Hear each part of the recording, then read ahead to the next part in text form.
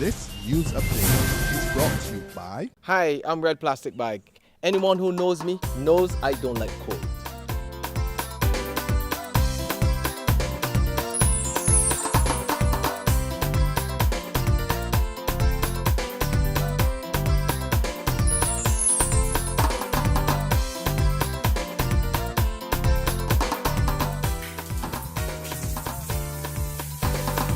Sunshine reigns in my country. I love it.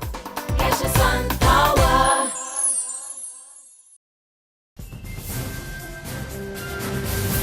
This is the noon Barbados Today update for Thursday, May 29th, 2014. I'm Dawn Paris. In another 48 hours, a new owner takes charge of Amaryllis Beach Resort. Local businessman Gordon Seal, who operates Calypso Caribbean Resorts, has bought the property from prominent hotelier Leif Brandel. Brandel, who owned the South Coast property for 24 years, is retiring from the local tourism sector, and he says he's happy he found a local buyer who plans to invest heavily in upgrading the hotel. More than 100 people are employed at Amaryllis, and Brandel assures all arrangements regarding severance, vacation and payment in lieu of notice will be made.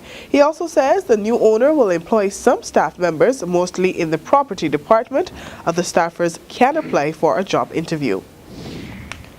A St. Lucie man appears in court today on 4 charges in connection with an attack on a woman and her boyfriend in Alexandria, St. Lucie. 46-year-old Joel Mackenzie McDonald Springer of Northumberland, St. Lucie, has been charged with aggravated burglary, arson, illegal possession of a firearm, and the unlawful possession of ammunition. Last Wednesday, 35-year-old Nicole Hines was stabbed multiple times after 2 men broke into her house. Her companion was also injured. Police are probing a series of fights at a St. Lucie secondary school which has led to the suspension of 5 female students. In an exclusive interview with Barbados Today, 3 of them, all foreign students from the Darrell Jordan Secondary School, complained they're being constantly bullied because they are non-nationals. Like everywhere, even if you try to avoid them, they be coming at us. Like we could be on this side of the corridor, and like a big space, they want to brush you, and they want to drop little comments, and they just real. Just because we're strangers from there. The all year group against we and their family. They say because we get on great and they're just jealous. Yeah, because you'll get on great. Yeah. Yes, we don't make sweet. School principal Stephen Jackson confirms there's been more than one incident involving the girls, despite repeated attempts by his office to settle the matter. He says the parents are well aware and the matter is now in the hands of police. There's regional and international news after this short break. Hi, I'm Red Plastic Bag. Anyone who knows me knows I don't like cold.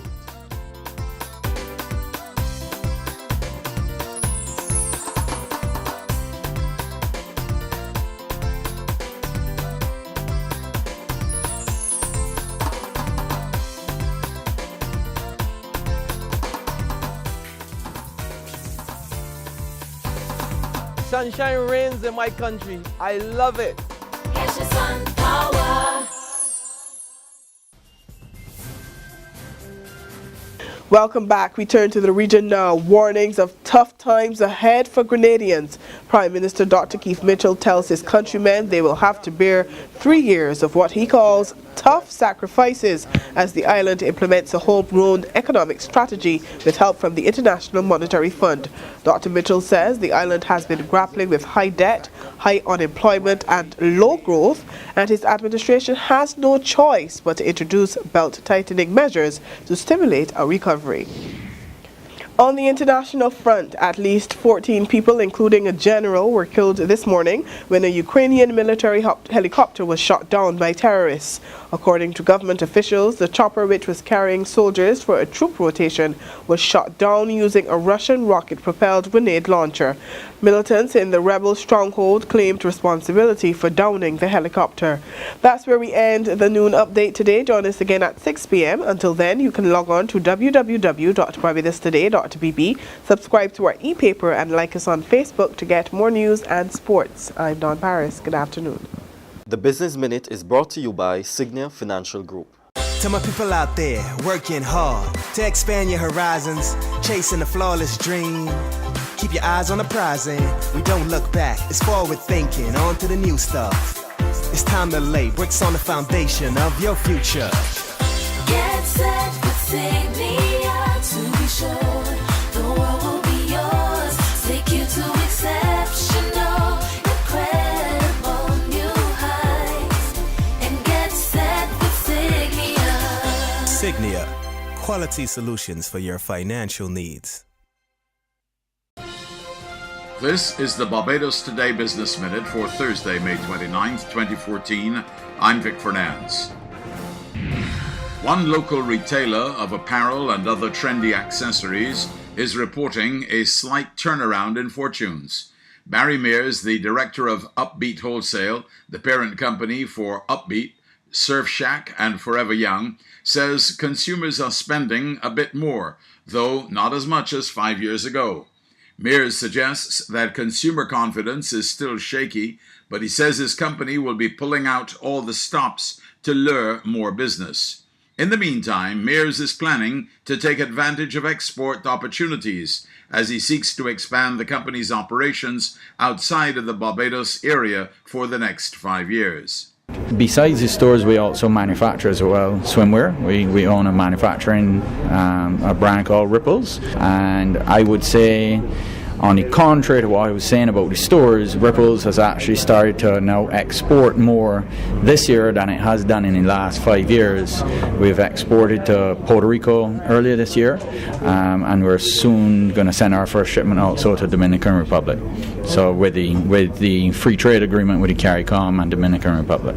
So on one side, the manufacturing is kind of growing, and then in the next side, the retail in Barbados is a bit, it's just steady, and I just holding our own. Officials in the agriculture industry are not satisfied that regional governments are taking the issue of food safety seriously. They are calling on private sector leaders and consumer protection movements to get organized and put pressure on governments to make the necessary changes. Officer in charge at the CARICOM Regional Organization for Standards and Quality, Russell Franklin, tells the Business Minute he's not comfortable with policies at the national and regional level to encourage food safety. He says while a number of countries have signed on to World Trade Organization agreements, they have not updated their legislation, especially when it comes to standardization and quality. At the same time, IICA's coordinator for regional integration, Greg Rawlins, laments there's not much legislation that speaks to sanitary measures. A lot of the legislation in relation to animal and plant health is very dated, and there's also a need in particular for legislation in the area of food safety, and including fisheries as well, fish quality. So I think also you have to have the engagement of the consumer movement. Absolutely. They are the ones that have to place pressure. They so need to say so, exactly. They are the ones that need to organize themselves and send a message that forces governments to do what they have to do.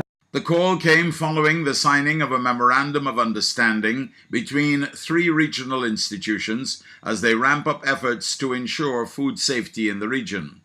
The signing took place at the Hilton Resort yesterday between the Caribbean Export Development Agency, the CARICOM Regional Organization for Standards and Quality, and the Inter-American Institute for Cooperation on Agriculture. The MOU allows for the sharing of information on the respective work programs to determine strategic areas of cooperation as it relates to global food safety matters. In addition, CARICOM Export has launched a food portal designed to keep producers and exporters advised and up to date on export market requirements for agricultural food products. Local business leaders are now in a better position to build a sustainable relationship with their African counterparts. This follows the conclusion of the 15th conference of the International Academy of African Business Development at the University of the West Indies today. Over the past few days, officials from Africa have been engaging local business leaders as they seek to forge greater trade ties between the two countries. The conference was held under the theme, The Development and Sustainability of African Business, the Role of the African Diaspora. Chairman of the Conference Planning Committee, Akintulove Corbin, tells the Business Minute the conference came at an opportune time as government implements the Barbados Human Resource Development Strategy. He says the meeting addressed several issues, including agriculture, small and medium-sized business development, and film production. They also explored opportunities for grant funding from international agencies. Now for today's financial tip. Know where your profit margins are and where your weaknesses exist within your business, so you can know which areas need improvement and which areas need a bit of tweaking. That's been the Barbados Today Business Minute. Join us again on Tuesday. Until then, you can get more business and news by logging on to www.barbadostoday.bb, subscribing to our e-paper, and liking us on Facebook. I'm Vic Fernandes. The Business Minute is brought to you by Signia Financial Group. To my people out there working hard to expand your horizons, chasing a flawless dream. Keep your eyes on the prize and we don't look back. It's forward thinking, on to the new stuff. It's time to lay bricks on the foundation of your future. Get set with Signia to be sure the world will be yours. Take you to exceptional, incredible new heights. And get set with Signia. Signia, quality solutions for your financial needs.